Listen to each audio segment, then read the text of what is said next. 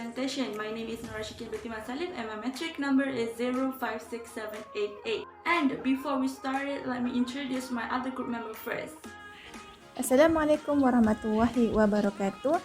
My name is Nur Afifah Binti Azamy. My metric number is 056815. Hi, my name is Nuraneesa Binti Ahmad Zahuri and my metric number is 056822. Hi, my name is Zuhairah Binti Mohd Zahiruddin and my metric number is 056821. Hi, my name is Firdaus with Mohamad Nazir. My metric number is 056387. Hi, my name is Binti Ashbakhri. My metric number is 056796. Assalamualaikum and hi. My name is Farhah Najiha binti Mohamad Fairuz and my metric number is 054997. Hello, my name is Aireel bin Azman and my metric number is 055162. Hi, my name is Siti Laila binti Mahzun Annuar and my metric number is 056687. Hi, my name is Nur Diyana Hazirah binti Renoor. Metric number 056801.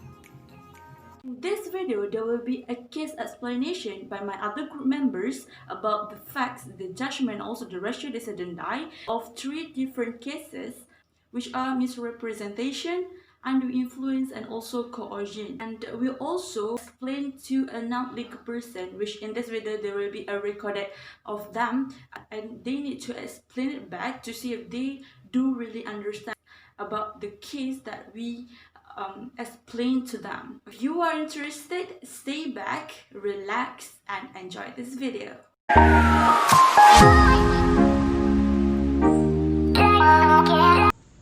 I will brief fact of the case Balakrishnan Devaraj and another against Admiral Cove Development Sdn Bhd. The plaintiff are husband and wife, while the defendant is a developer of condominium project known as Marina Bay Condominium in Port Dickson, Negeri Sembilan. One day in March 1995, the first plaintiff visited the defendant office where he saw a miniature model of Marina Bay project displayed.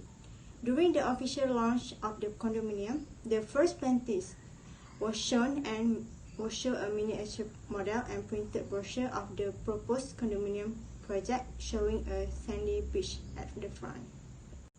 The parties entered into a sale and purchase agreement on 21st July 1995 for a unit of the condominium. During the negotiation, the first plaintiff made it explicitly clear to the defendant through its agent at the official launch that the purpose of purchasing a beachfront property was to enable the plaintiff's children and guests to come for weekend and during the holiday and gain access to the sea for swimming and to be able to relax and lay about on the beach immediately upon exiting the back door of his own unit. In order to induce the plaintiff to enter into sale and purchase agreement, the defendant, through its servant and agent at the official launch, represented to the first plaintiff that the plaintiff will be able to swim directly upon exiting his own unit. The plaintiff subsequently discovered that the representation made by the defendant and through the miniature models and brochure were false. The plaintiff rescinded the sale and purchase on 31st October 2002 and later sued the defendant for loss and expense for not being able to use and enjoy their own unit for purpose of which the plaintiff bought it. Hi, I will explain back what my friend had explained to me with my own words and based on my understanding. The first plaintiff in this case was Balakrishnan Devaraj and his wife was the second plaintiff, while the defendant was a developer of the Marina Bay Condominium project in Port Dickson, Negeri Sembilan. In March 1995, the first plaintiff went to the defendant office and he saw the miniature model displayed. Then, when the project officially launched, the first plaintiff felt interested after he saw the miniature model and reading printed brochures of the condominium project with beach at the front. The above parties entered sale and purchase agreement on 31 July 1995. The first plaintiff made it absolutely clear that he bought the condominium because he wanted his family and guests can immediately swim after getting out from his own unit on weekend or holidays when he entered the agreement.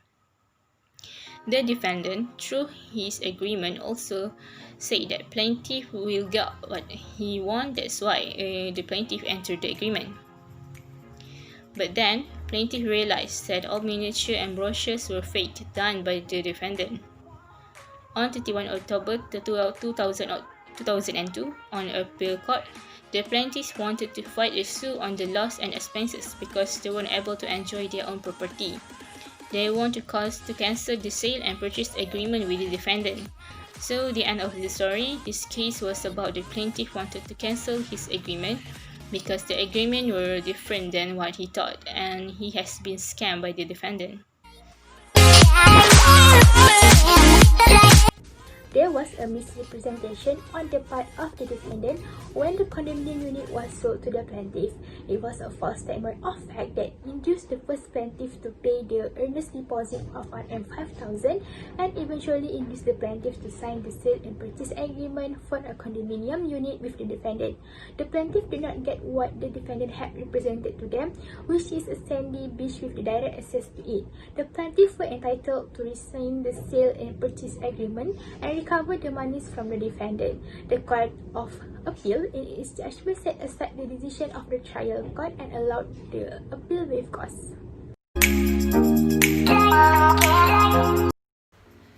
So right now I will be discussing the ratio decidendi of the case, where the court, in his rationale, had decided to rely the meaning of misrepresentation based on the Section 18 Clause A of the Contract Act 1950, which includes the positive assertion in a manner not warranted or guaranteed by the information of the person committing it, and that which is not true though he believes it to be true.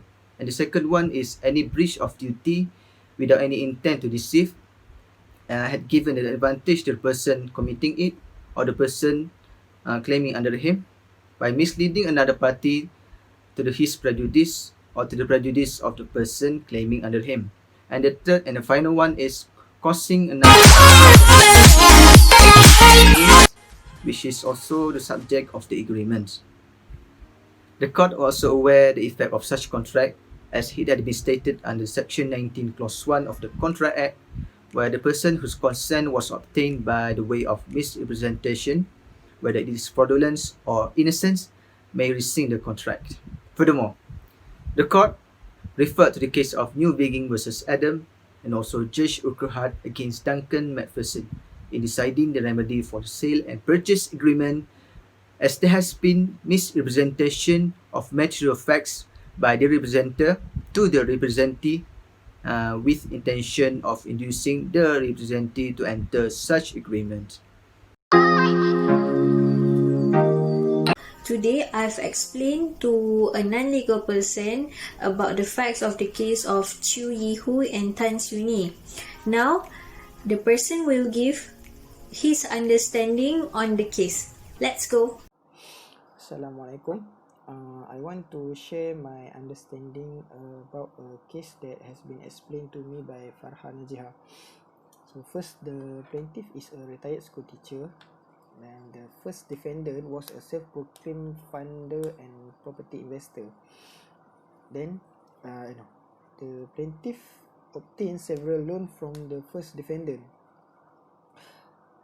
So the plaintiff entered into 3 sale and purchase agreement regarding the plaintiff property as collateral for the loan. So when the plaintiff failed to pay the loan, the initial sale and purchase agreement were cancelled. The plaintiff entered into new sale and purchase agreement, tenancy agreement and guarantee agreement with the second defendant.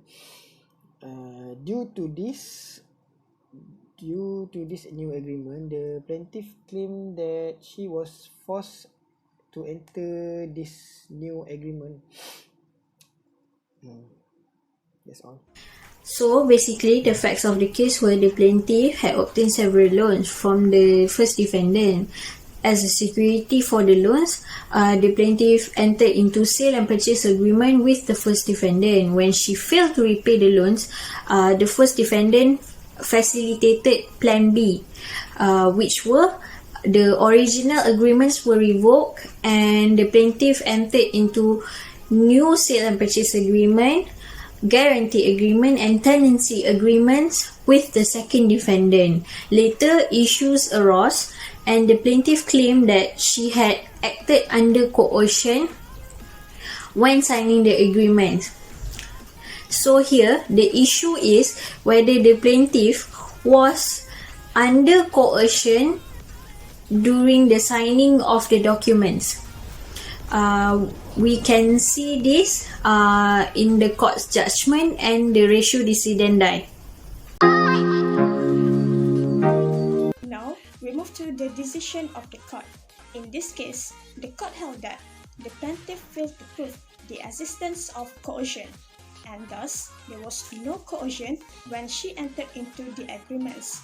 The transaction entered into between the plaintiff and the first defendant were unlawful, and the court cannot and will not allow the plaintiff's claims as she was complicit to these illegal transactions. She entered into those transactions knowingly, willingly, and voluntarily had abetted the first defendant in executing Plan B. According to the judgment given in this case, the judge had referred to Section 15 of the Contract Act 1950, where it demonstrated that coercion is the committing or threatening to commit acts prohibited by the Penal Code or illicit detaining or threatening to detain property belonging to other party with purpose to cause the person to enter into a contract. The judge found that there was no independent evidence to support the claim of the plaintiff that the first defendant had threatened to exercise bodily harm and send debt collectors after her if she failed to sign the agreements to facilitate Plan B. The judge also dissented that the claim is groundless due to the relationship between the plaintiff and the first defendant, which was in a good term when she signed the agreements in 2016 and 2017.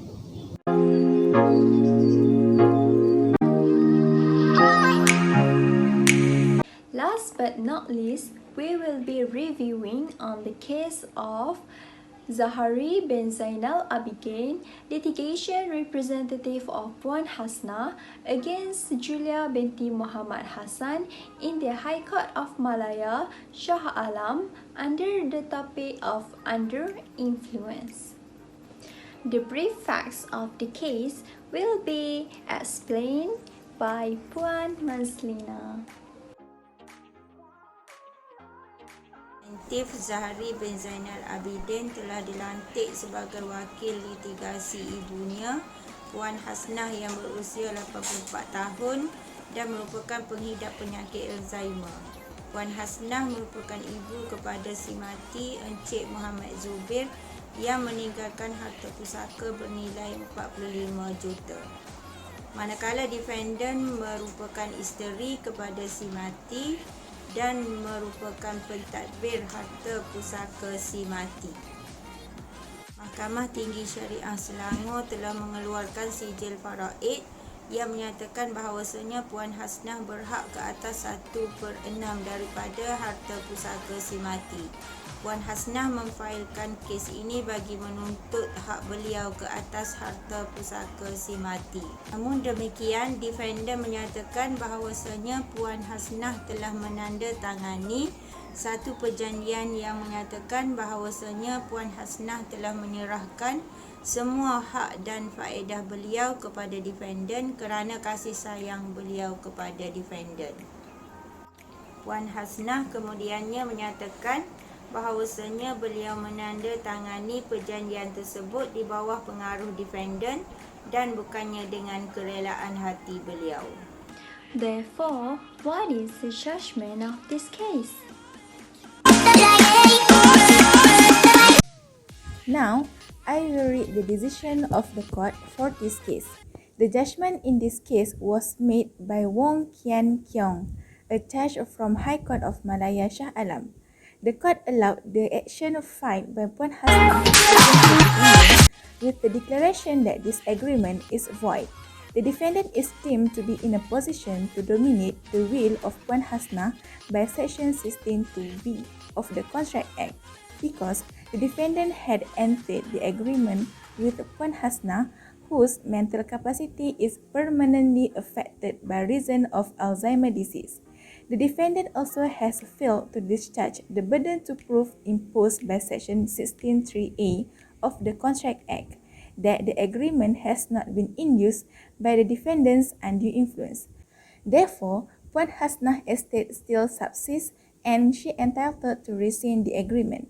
The court also ordered that the cost of this action shall be paid by the defendant to Puan Hasnah's estate. I will be explaining on the ratio decidendi for the case of Zahari Zainal Abidin against Julia Hassan, where in this case the court relied on the view of the expert evidence that Puan Hasnah was suffering from the Alzheimer's disease. Section 16, subsection 2b of the Contract Act 1950 deems that the defendant was in position to dominate the will of Puan Hasnah. This is because the defendant has entered into the agreement with Puan Hasnah, whose mental capacity is permanently affected by reasons of the disease. The court finds as a fact that the defendant had failed to adduce any evidence and discharge the onus imposed by Section 16, subsection 3a of the same Act to prove that the agreement has not been induced by the defendant's undue influence.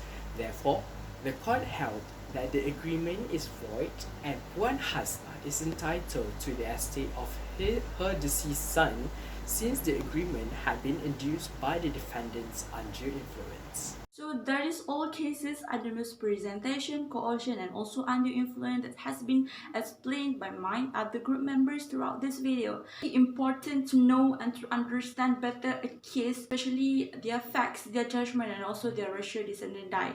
Because of that, our video is focusing on that particular thing because that was the essential part of a case. We hope through this video it will help you guys a lot in understanding the cases way better. So that's all from us. Thank you for watching. Bye.